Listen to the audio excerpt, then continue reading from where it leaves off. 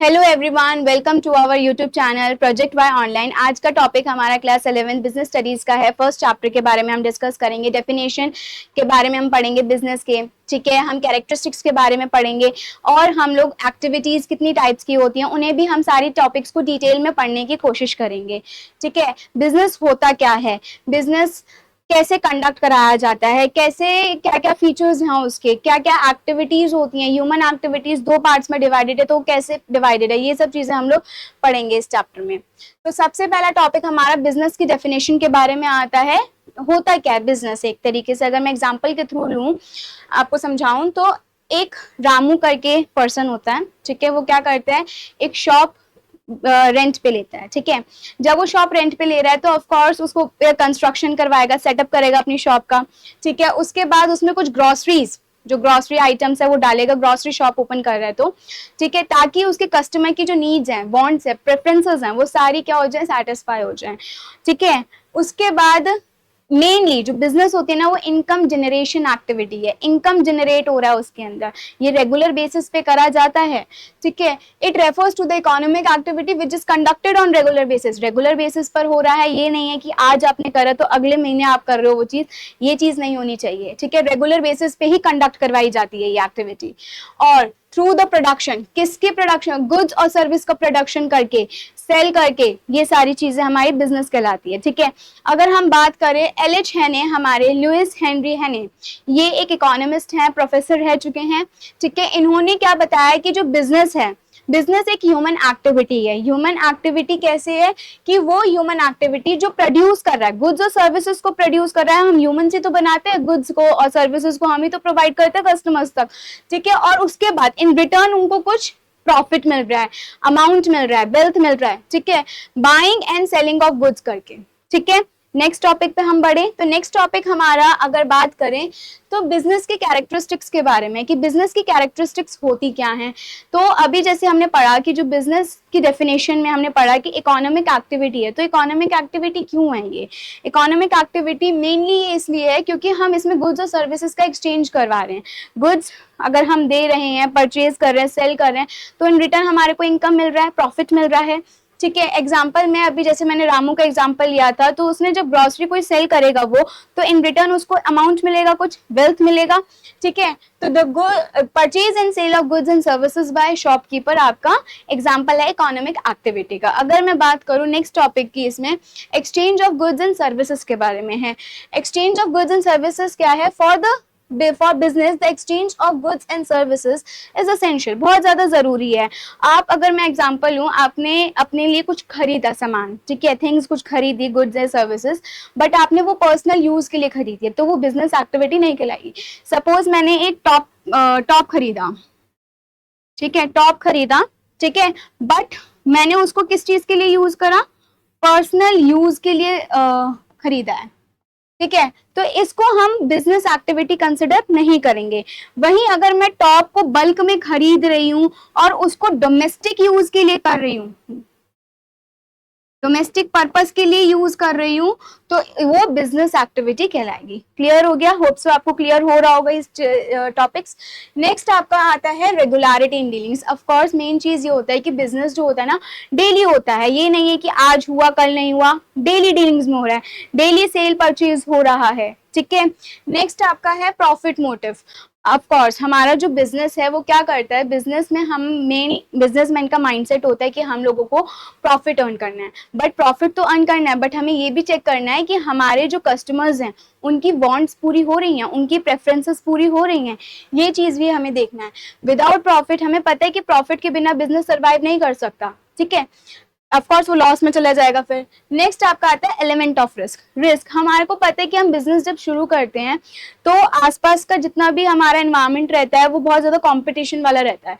अगर सपोज आपने grocery shop open करी हो सकता है सामने भी ग्रोसरी शॉप हो, है ना। एग्जाम्पल लेते हैं, सपोज रामू है, रामू की ग्रोसरी शॉप है और यहाँ पे मैं मान लेती हूँ शिवम है, इसकी ग्रोसरी शॉप है, ठीक है। रामू ने क्या करा, रामू ने अपनी अच्छी खासी अपनी कहते हैं कि शॉप में सारा सामान रख लिया, जो भी चीज उसे रखनी थी, और शिवम ने क्या करा, शिवम भी सेम चीजें ही सेल कर रहा है, बट न्यू शॉप खुली है ये, तो शिवम के पास कस्टमर्स ज्यादा नहीं जाएंगे, वो कहेंगे कि ऐसा क्या है उसमें, ठीक है, वहां पे चीजें नहीं मिलेंगी तो शिवम के पास नहीं जाएंगे, बट रामू के पास सारी चीजें मिलेगी, ताकि वो इसलिए क्योंकि वो मार्केट में अपना कहते हैं कि कंपटीशन को लेवल को हाई करना चाहता है कि हाँ मैं भी मार्केट में सर्वाइव कर सकता हूँ, ठीक है। नेक्स्ट आता है कि प्रेफरेंस, कस्टमर की प्रेफरेंसेस अगर चेंज हो रही है तो भी वो एलिमेंट ऑफ रिस्क में काउंट होता है। ऑफ कोर्स वो अगर हम लोग होता है ना कि अगर डेली हमारे कस्टमर्स की नीड्स कुछ चेंज हो रही है, प्रेफरेंसेस चेंज हो रही है,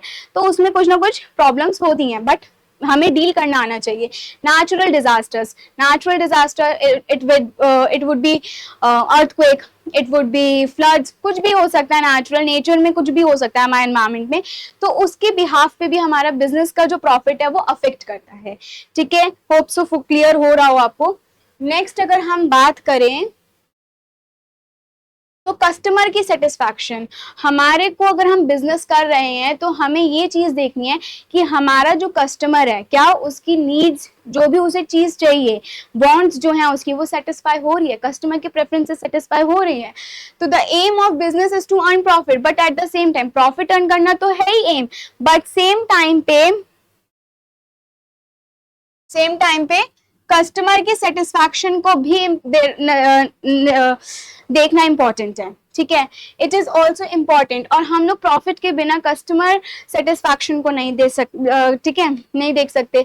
the main aim of business is to first satisfy, हमारे को मेन एम जो होता है हमारे बिजनेस का वो ये होता है कि हम अपने कस्टमर की नीड्स को, वांट्स को सेटिस्फाई करें, फर्स्ट प्रायोरिटी हमें रखनी है वो चीज। एज अ बिजनेसमैन हमारे को ये देखना है कि हमारा जो कस्टमर है जो भी वो वांट्स लेकर आ रहा है क्या हम वो फुलफिल कर पा रहे हैं, आफ्टर दैट ओनली हम प्रॉफिट के बारे में सोच सकते हैं, ठीक है। नेक्स्ट आपका आता है dynamic in nature, dynamic, changing nature, dynamic का मतलब होता है चेंजिंग,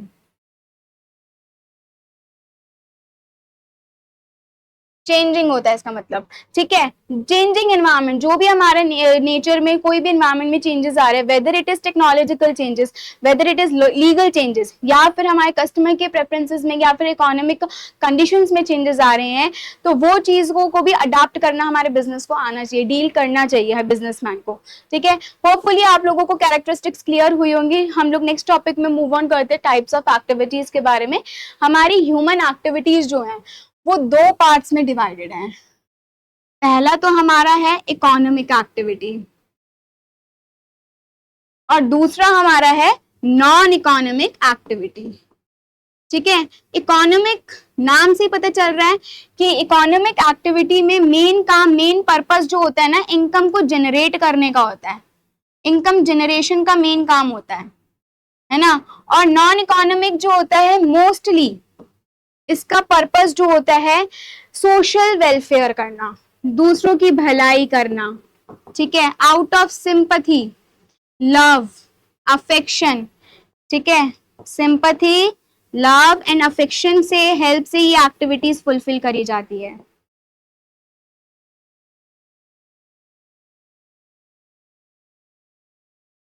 ठीक है, क्लियर हुआ। अब हम इन एक्टिविटीज को थोड़ा डिटेल में पढ़ते हैं विद एग्जांपल्स, ठीक है।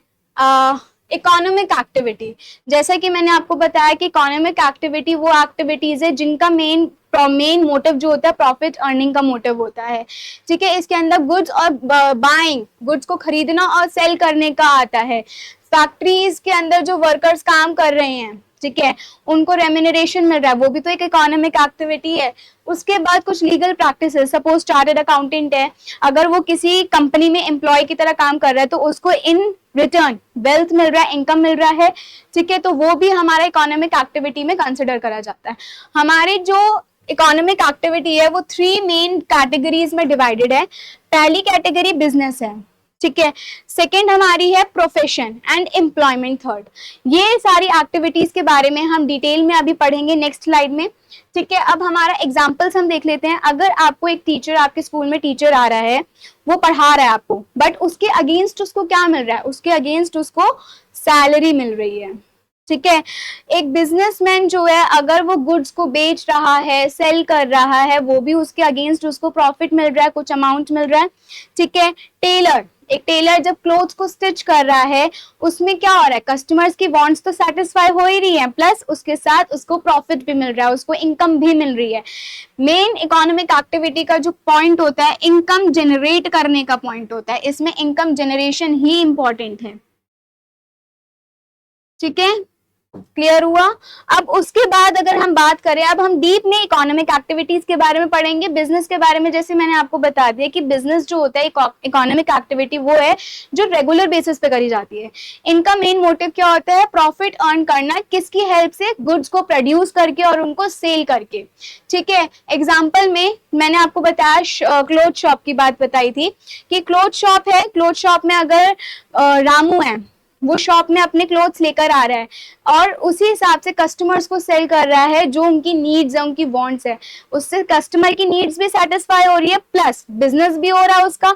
अब मैं बात करूं ट्रांसपोर्ट कंपनी में, ट्रांसपोर्ट कंपनी का काम क्या होता है, आपको सर्विस प्रोवाइड करना, एक जगह से दूसरी जगह तक आपको लेके जाना है ना, तो वो चीज सर्विस प्रोवाइड में आ गई ना। ठीक है, तो वो भी एक इकोनॉमिक एक्टिविटी ही मानी जाएगी। क्लियर हो गया। नेक्स्ट आपके बारे में आपको अगर मैं बताऊं तो प्रोफेशन के बारे में आता है। प्रोफेशन क्या होता है, ये वो इकोनॉमिक एक्टिविटी है जो एक पर्सन कंडक्ट करता है, एक पर्टिकुलर इंसान कंडक्ट कर रहा है, जिसके पास स्पेशलाइज्ड नॉलेज है, स्किल्स है। ठीक है, कि वो उस पर्टिकुलर जॉब को करने के लिए केपेबल है। अगर मैं एग्जांपल लूं चार्टेड अकाउंटेंट का, सीए, या फिर मैं लॉयर का एग्जांपल लूं, ये लोग क्या है, इनका ये बाय प्रोफेशन पर्सन्स होंगे, बाय प्रोफेशनल्स होंगे ये लोग। ठीक है। अब ये चार्टर्ड अकाउंटेंट जो होता है, अगर आप एक चार्टर्ड अकाउंटेंट बनते हो तो एक लेवल, आपको 3 लेवल्स पार करने होते हैं उसके, जैसे हमारे एग्जाम्स होते हैं वैसे ही वो एग्जाम्स हो रहे होते हैं, उसके बाद ही आप एक चार्टर्ड अकाउंटेंट कहलाओगे जब आपके पास डिग्री होगी। सेम एज इन लॉयर, तो इनके पास एक स्पेशलाइज स्किल्स होती है, टेक्निकल स्किल्स होती है, नॉलेज होती है, जो उनको अपने जॉब में करनी होती है और वो पर्टिकुलर उस जॉब के लिए केपेबल हो जाते हैं फिर। ठीक है। नेक्स्ट अगर एम्प्लॉयमेंट की बात करें, इसमें क्या होता है, एम्प्लॉय, ठीक है, ये मास्टर सर्वेंट वाला रिलेशनशिप शो करता है। एम्प्लॉय, ठीक है, it is a kind of contract. इसमें ये कॉन्ट्रैक्ट की तरह होता है कि एक पर्सन जो है वो दूसरे के अंडर काम कर रहा है। ठीक है, अगर मैनेजर, हमारा सपोज एक मैनेजर है वो, ठीक है, एग्जांपल लेते हैं, चलो ये एक फैक्ट्री है। ठीक है, ये फैक्ट्री के अंदर श्याम जो है वो मैनेजर है। क्लियर हुआ। अब ये जो श्याम मैनेजर है वो क्या कर रहा है, वो एम्प्लॉय को कहते हैं कि रिक्रूट कर रहा है। वो कह रहा है कि हमारे को एम्प्लॉयज चाहिए, हमारे को कहते हैं अपनी फैक्ट्रीज में काम करवाना है, तो वो रिक्रूट कर रहा है। तो उसके लिए जितने भी लोग आएंगे एम्प्लॉयमेंट के बेसिस पे, ठीक है, वो क्या कहलाएंगे, हमारे एम्प्लॉयज कहलाएंगे। ठीक है, एक पर्सन दूसरे पर्सन के लिए काम कर रहा है, working in factory, government offices, ये सारे एग्जांपल्स होते हैं हमारे इकोनॉमिक एक्टिविटी के, एम्प्लॉयमेंट वाले पार्ट के। ठीक है। अब next, moving to the next topic is non economic activities. Non economic activities कौन सी एक्टिविटीज होती हैं जो साइकोलॉजिकल सेटिस्फैक्शन आपको दे रही है, एक पर्सन को सोशल वेलफेयर करके, किसी की मदद करके अच्छा लग रहा है, out of love, sympathy, affection, उसकी हेल्प से वो चीज हो रही है। ठीक है, इसका मेन मोटिव, जो मेन एम होता है वो ये होता है कि मेंटल सेटिस्फैक्शन उसको गेन करना है, रादर देन प्रॉफिट मोटिव। ठीक है। अगर मैं एग्जांपल लूं, आपकी मम्मी आपके लिए खाना बना रही हैं, ठीक है, घर पर आपकी मम्मी आपके लिए खाना बना रही है, बट क्या हो रहा है, क्या वो फीस चार्ज कर रही है, कोई अमाउंट चार्ज कर रही है, उसमें इनकम जनरेट नहीं हो रही, ये नॉन इनकम जनरेशन होता है, नॉन इनकम जनरेशन एक्टिविटी, इसमें कोई भी इनकम जनरेट नहीं होती है। ठीक है, इसमें सब काम जो होता है वो सिर्फ out of love, affection and sympathy के उससे होता है। ठीक है,